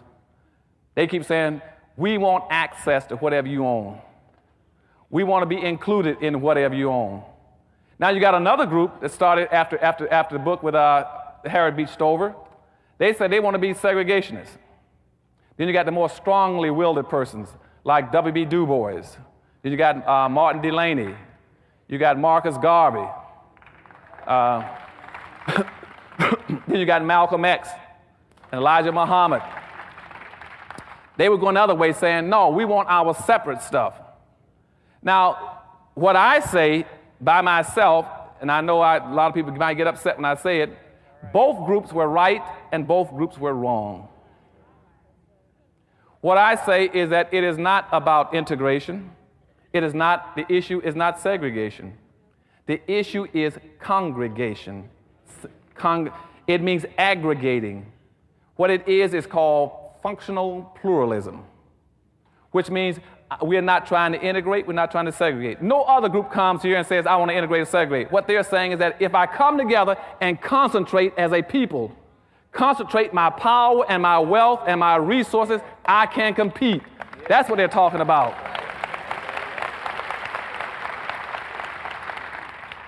And please, since I love all of you all, I'm going to move here with you, don't let them trick you all anymore with them upside-down glasses. They used to ask me that during integration about Dr. Anderson. Now, hold it. Now, you're at the governor's office in Florida. You represent the whole state in education. Now, what do you want during integration? You got Malcolm X talking about segregation. You got Martin Luther King talking about integration. Why don't you all make up your mind? Which do you want? I said, I don't want either one. I want the same rights and privileges that everybody else got to go to either one of the sticks. Don't try to put me on one end of the stick. What I want more than anything else is to bring my people together and say, get all the power and wealth together like everybody else. And that way, quit trying to try to define us. You see, every Asian, for instance, when he leaves his homeland, he comes to America. He looks in the mirror and says, I'm going to America. And when I get to America, I'm going to find me a community of people that either look like me or I'm going to build me a community of people that look like me, that have my values, my culture, and my language. Nobody asked him about integration or segregation.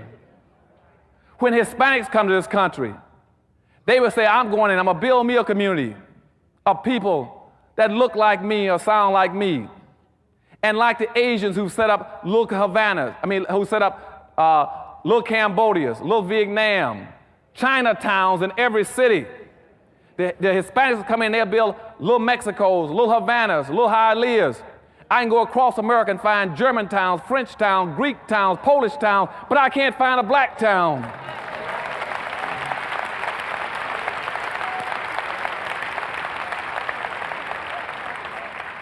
Because of our inappropriate behavior pattern with the rod and the we keep trying to integrate. Nobody else is trying to integrate. Why would you try to integrate? And I just told you in 1790, the law says in the Constitution that the majority will win and the minority will lose. If the majority will win and the minority will lose, why would you ever do anything that breaks yourself into smaller pieces when you already a plan systematically program the minority? Now you got other people in a category called minority. You got women, gay, Hispanic, anything you want. Midgets, Hispanics, anything you want. But nobody goes by there and say how many you can have. You've ever heard anybody say we can only have so many women in the country, or so many midgets in the country, or so many gay in the country, or so many the only thing they say is you must have is so many blacks. We're the only people. And see, and another thing you got to understand, I told you last time I was here, is that you got to remember that you are the only non-immigrants in America. The only non-immigrants. So when you start using a word for yourself, always call yourself a non-immigrant. Don't call yourself anything else other than that. Don't call yourself a minority. And to some degree, if you really want to be slick, I would even call myself an African American. Why not? I asked one girl in Texas, she said, I noticed you never call yourself an African American. She said, I said, why? She said, why is that? I said, because I'm black. You see? She said, but why? But are you still an African American? I said, no. Because you see, when I go look at the definition of African American, the whole north part of Africa is a continent. That's not a country, that's a continent. People coming in from El Salvador, and they're El Salvadorians. When you say you're from Africa, I'm an African. Where in Africa?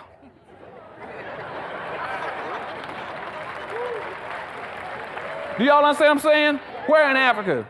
And plus that, and worse than that, is that the whole north part of Africa, those coming into the country, they are Arabs, Palestinians, Chaldeans, Egyptians. They are classified, those are whites coming in, but they also call themselves African Americans. When I go down through different parts of the west coast of Africa, I got people coming in from west coast of Africa. They are Pakistanis and Indians, East Indians, but they call themselves African Americans. When I go down to whites coming in from South Africa, they call themselves African Americans. And what they've done again is smother the issue over. So when I go look at it, when I go break it open, it's like cracking open an egg.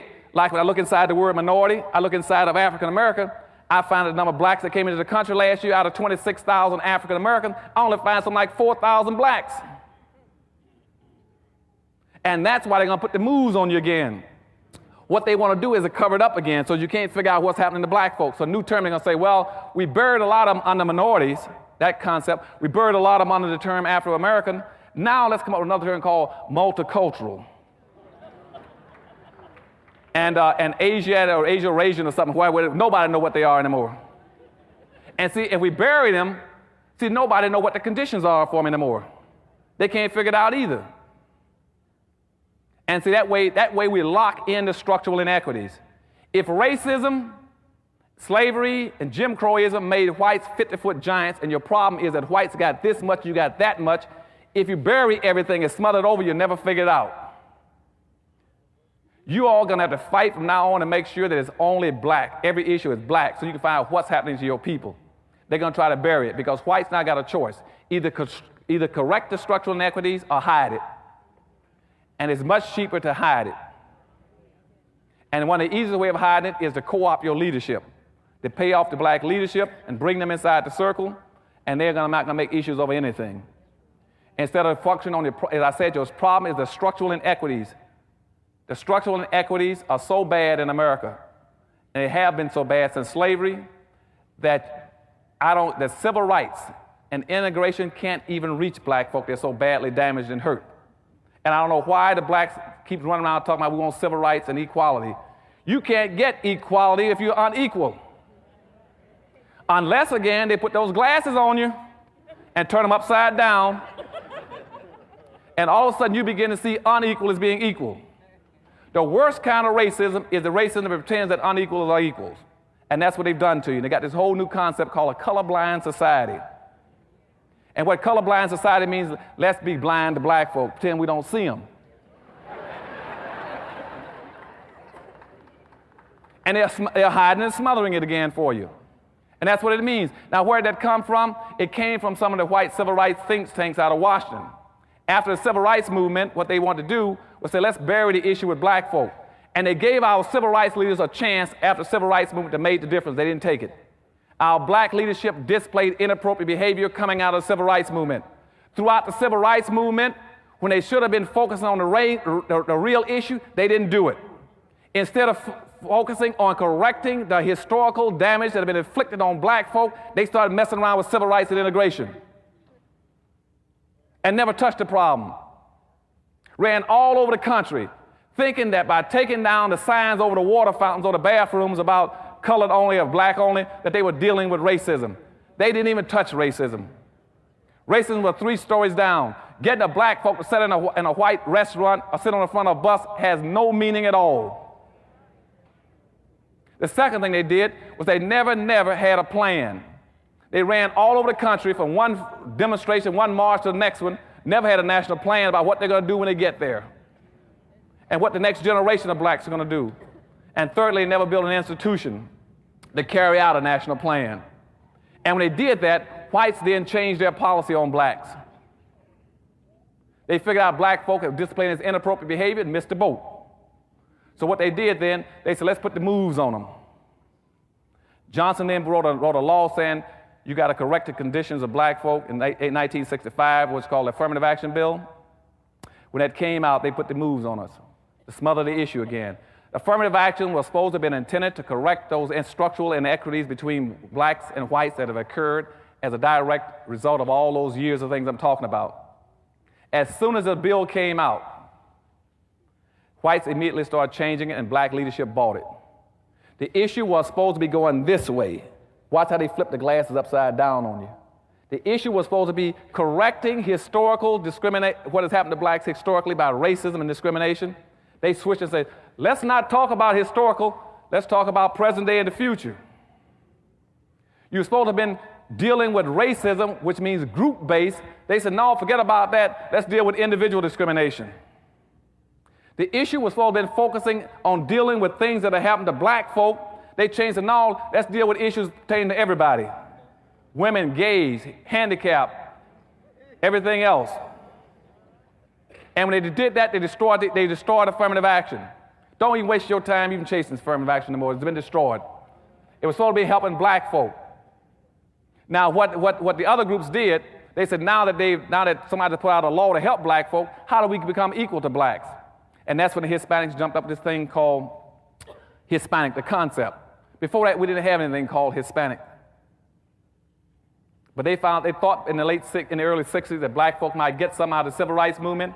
So what they did, they went to the table and came up with a whole term called Hispanic. They said, let's go all over the world and find everybody that speaks Spanish and pretend they're equal to black folk. And let's pretend that the Spanish language has been handicapped, Jim Crowed, enslaved, hung, lynched, decapitated, and everything else, and therefore is entitled to be treated like a black person. And they fabricated a new race called Hispanics. So now that means any person coming from Spain, Portugal, Philippines, any place, say, I'm a Hispanic, I'm equal to black folk. And the worst part about it, and then every time you hear a report about poverty, they'll go compare Hispanic poverty with black poverty. Nobody ever stops and hold a second, you got to quit playing that game, you're smothering the issue. The poverty on black folk is poverty that's been there for 400 years. That's the same old poverty you've been dealing with for 400 years, and you got rolling poverty. You keep having Hispanics coming into the country and comparing the poverty they're bringing into this country with the poverty that's been with black folk for 400 years.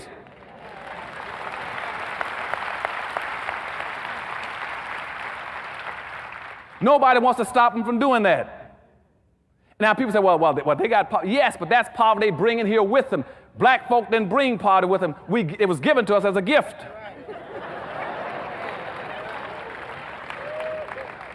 If you were to go back to 1840s, where I was earlier talking about Uncle Tomism, back at that point in time, you did not have one single solitary Hispanic in the entire United States.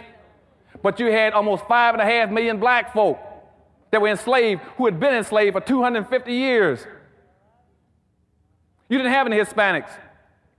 By 1900, you had 100,000 Hispanics in the United States, but you got 11 million black folk.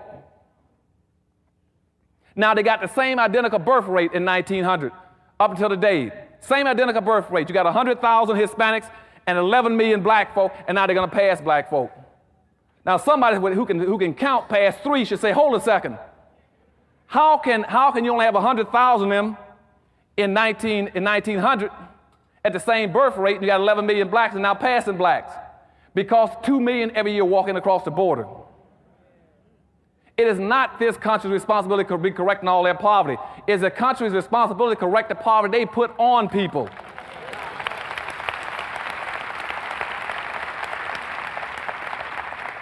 The poverty, and see, if you go through history, you cannot find one single solitary instance where anybody else in this country have been denied access to the educational system, to the economic system, to the political system, to the social system, but black folk.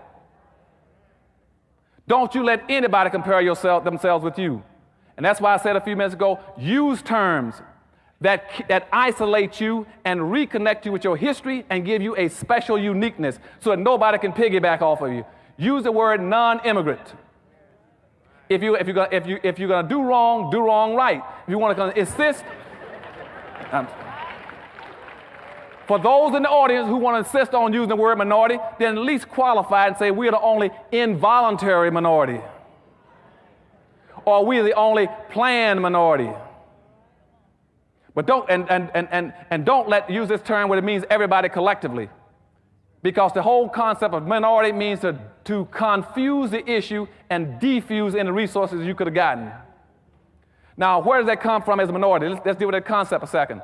Now, at this point in time, black people have to understand in America that if you go back to the Constitution I was talking to you about earlier, the Federalist Papers were the document upon which the Constitution was drafted. The Federalist Papers said this, that if you're going to have a social democracy, where the rule is that the majority will win and the minority will lose, then the majority has some obligations. First of all, if you use that social democracy that we're currently using, the majority have these obligations. One, it is the majority's responsibility to protect the rights of the minority. It is not your right as a minority to keep going out here marching and demonstrating. It is the dominant white society to make sure you got everything you need. That's their obligation. Point 2 in the Federalist Papers that gave the structure for the Constitution, it also says that if you use a social democracy like we have in the United States, that you cannot do anything to stop the minority from becoming the majority. And immediately after that Constitution went into effect, within a year, they enacted the immigration law to put a zero quota on blacks to make sure they stay a minority. They violated the Constitution in 1 year to make sure that you become a permanent minority. And I have not heard one black legal scholar in the United States make that an issue. None of them made it an issue. That's inappropriate behavior on the part of our legal scholars in this country. And thirdly, in the Federalist Paper, it says, and if you fail to protect, the majority fails to protect the rights of the minority, and if you do something to impede the minority from becoming the majority the same way you became the majority, then thirdly, that minority has no rights to abide by your laws and your rulings. Now think about that. Now I want to know where are all my black scholars and my black legal minds. Why aren't you displaying appropriate behavior and investigating that, find out why it is that you got the minority running around trying to protect itself when you know good and well it doesn't have the power and resources to do it. That's like trying to have a baby to look out for himself when you know he cannot go out and work a job and fix his own food. It's your obligation to take care of him. But nobody raised it as an issue in this country. Where all my black legal scholars should be raising issues over the fact that in this country, that the 13th Amendment that was given to black folk, that was supposed to free black folk, was never enforced. The Emancipation Proclamation was supposed to free blacks. That's what they say in the myth. But it wasn't. The Emancipation Proclamation by Lincoln was only to free those blacks that he had no authority over in the first place. He was talking about the blacks who are any black who's in a state that broke away from the United States, you're free. He doesn't have that authority, just broke away. Now, the blacks he could have freed that were still in slavery on the north side, he didn't do anything about them. To this day, they never corrected that. So legitimately, they are still enslaved. Secondly, if you put out the 13th Amendment, freeing people, or let's go to the 14th Amendment. If you go to the 14th Amendment, the 14th Amendment saying they hereby, forbade any kind of involuntary servitude. Then they stuck a clause in there, except when duly have been prosecuted and charged. You know what that means? What that meant was then that any white in the South who wanted to re-enslave black folk, all they'd do was come up with a charge and he can re-enslave you. And what the South did immediately after the 14th Amendment went into process, they passed what's called a Black Codes in 1865 and 66. The Black Codes then said that any black person who used to be a slave, who's now free, he must be able to show me he has a contract for employment in his hand by the 1st of January. Or therefore I can arrest you and charge you with vagrancy and put you back into a plantation and slave you again. Now, all the people knew that. They didn't raise any cane about it. Today, that's still a part of our Constitution. I don't hear my black scholars. Where's the appropriate behavior? Now, why is that important now when I talk about appropriate behavior? Because now there's a bill on the Hill where some white conservatives now want to lay claim to the 14th Amendment and say they're going to write a law called Equal Opportunity Act. What they're going to say now is that bill can be used for whites too, so that you can now not infringe on their rights. And what black folks should have done is gone back to the slaughterhouse case in 1872, which says that the 14th Amendment was strictly written for black people. That's what, in other words, whites are using the 14th Amendment for reverse discrimination charges against black folk. Now, you all follow me through on this. How can you allow somebody, if something is written on this side to help save you from this guy, how can you let him take the same law and knock your brains out on the other side with it? Am I losing you all on this now? So how can whites come around now and claim use of the 14th Amendment that was written to protect black folk from whites? And now whites are taking it and use it to hit blacks with it. Where are my black lawyers and judges? And you got a black sitting on the Supreme Court now, it keeps ruling, talking about he's a constitutional authority based on the Constitution. I'm just telling you, the Constitution is knocking our brains out. I don't need no more Constitution.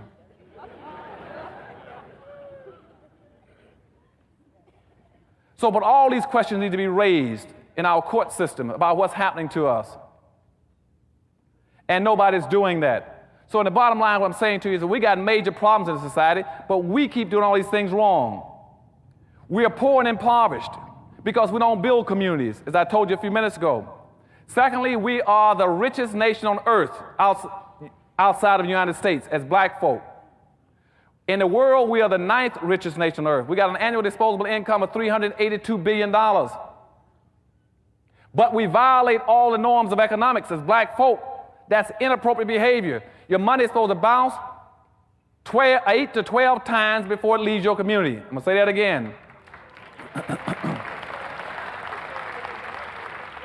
Black money is supposed to bounce 8 to 12 times. That means it must go through at least 8 to 12 black hands before it gets out of the Crenshaw neighborhood. 8 to 12 times. And it doesn't. Black money does not bounce one time. As soon as a black person gets paid, he's got this inexcusable denial in his mind, saying, as soon as I get paid, I'm going to run over every other black and get into the suburbs to spend it in a white store, in a white mall. And the Jews, on the other hand, their money bounced 18 times before it leaves their community. You look at the discrepancy between one bouncing not once and one's bouncing 18 times. Black people right now spend 95% of their money outside of their own communities. They spend 5% in their communities. In their communities, they spend 3% of that with non-black owned businesses. Black folk try to live off of 2% of their disposable income. They keep 2% every year. Then they take that 2% and put it into a savings account, a bank, and then they can't even get a loan from the white bank they put it into. Now, anybody's right mind knows that it's humanly impossible for you to live off of 2% of your income. It can't be done, but we keep trying to do the impossible. Why do we keep trying to live off of 2% and you know it can't be done? So what happens then is every night, every black community in America goes bankrupt when the last non-black in a black community closes up the store and cleans out the cash register and goes home. We go bankrupt from that night until the next morning. And the reason we're doing that, the reason we're so impoverished, is because other groups are also boycotting us. We don't have any business structures in our neighborhoods because others are boycotting you. As long as you live, you'll never see a white person because his money is bouncing in his own community. So he's not going to let his money bounce in your community. So when he gets money, he keeps it. You don't see him getting in his car on a Saturday morning, like this morning, driving down to a black neighborhood, getting out of his car, going into a black store, buying a black-made product. He doesn't do that. If he does do that, I told y'all before, take a picture of it if you see it.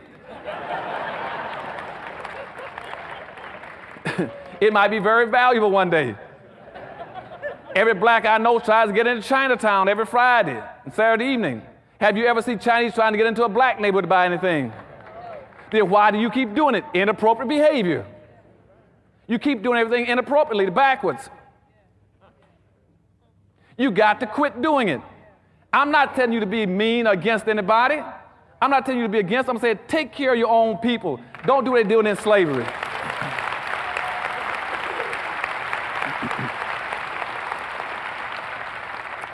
And an instance of that, let me jump back into history again. On the eve of the Civil War, we had over 6,200 blacks in America that owned other slaves. 6,200 blacks were slave owners. Now, let me break that down a little more specific for if you don't understand what I'm talking about, not looking out for your own people, inappropriate behavior. Same thing out of Africa. They never changed all these things, still doing the same thing, and it's brainwashing, seeing things upside down. In New Orleans, for instance, in New Orleans, I only had 842 blacks in the city at the time. And out of the 842, 612 of them owned slaves. Because they thought they were of a different color. They called themselves Creole and mulatto, so they wouldn't enslave the rest of their people. And when blacks tried to break free in New Orleans, out in the parish, in Jefferson Parish, the blacks went and joined the whites to put down a black revolt. And not only did they put it down, they helped slaughter the blacks. They chopped our heads off and put a head on a pole or something like every 100 yards, all leading all the way into New Orleans. That's inappropriate behavior of our people. Keep doing it in your own people. And then trying to find justifiable reasons. When the day you do the same thing, it's inappropriate behavior, same kind of behavior pattern, you're still killing your people. When I ask, why don't you go to a black store and spend your money at a black store? They said, Doctor, I don't want to go to his store. I don't want to go to his store.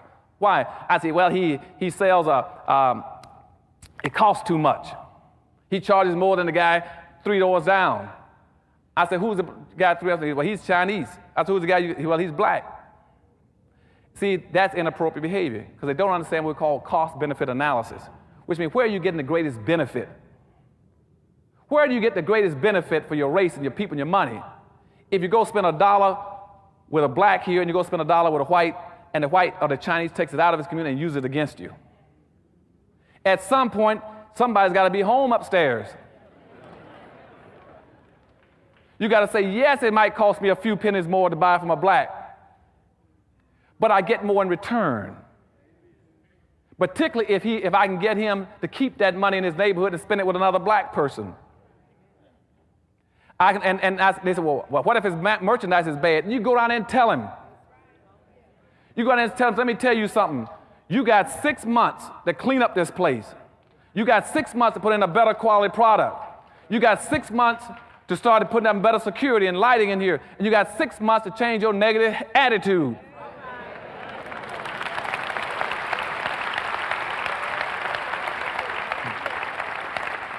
And hold him accountable. We must have an accountability system for our merchants and say, you got a responsibility. Now, I just got back from Detroit, Michigan last week, and my mother is old now and sort of senile, and my sister is also got some handicapping problems. She went down and bought a ham. And in Detroit, Michigan, almost all your key essentials are owned by whites, by Arabs, your gas station, your food stores. She showed me a ham she was going to fix that day. And she said, this doesn't look right. She said, will you take a look at it for me? I looked at it, and it had that slime on it. I said, where'd you get that? She said, I got it from Savon's Arab store down the street there where they sell the groceries. And I'd already looked in it, and I could smell the rotten meat when I come in the store. And it's all the stores in the city, because they're not black-owned stores. I said, cut that ham open, let me see it. She cut the ham open, and now you're going to see the pus oozing out of it. And said, I'm going back on the radio in about 2 days back in Detroit. I'm going to ask every black in that city to close down all those darn stores. They got to quit doing that to black folk. And they go over and buy old vegetables from the main supermarket and bring them to the black neighborhoods. And I said, some black leadership, and this city has got a black mayor, a black city council, a black chief of police, a black school superintendent, a black mayor. How can you let people sell your people? Like my mother, an 80-year-old woman, sell her infested rotten meat with maggots in it. Inappropriate behavior. And they keep saying, well, Dr. Anderson, we're electing the blacks. They're going downtown, they're not representing. Then pull them out of office. You get people out of office. Don't support anybody in your community that won't support you in the black community. I don't care what color he is. Pull them out of office. How do you pull them off? You pull them out of office through accountability, recalls, and if you can't get to them, boycott whoever puts them in office. We got to get wealth and power as quick as we can if we're going to survive. The time is running out. We need money. We don't need jobs, we need money.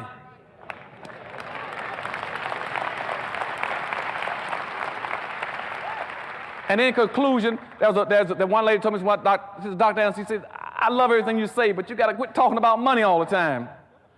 I said, why? She said, because money is not everything. So I said, tell me what money is not. She said, well, money can't buy you love. I said, I'll tell you what. I said, without finance, there won't be any romance.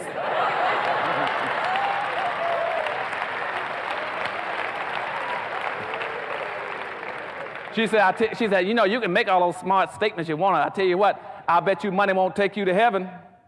I said, I tell you what, you let money take me as far as it can, I get off and walk the rest of the way.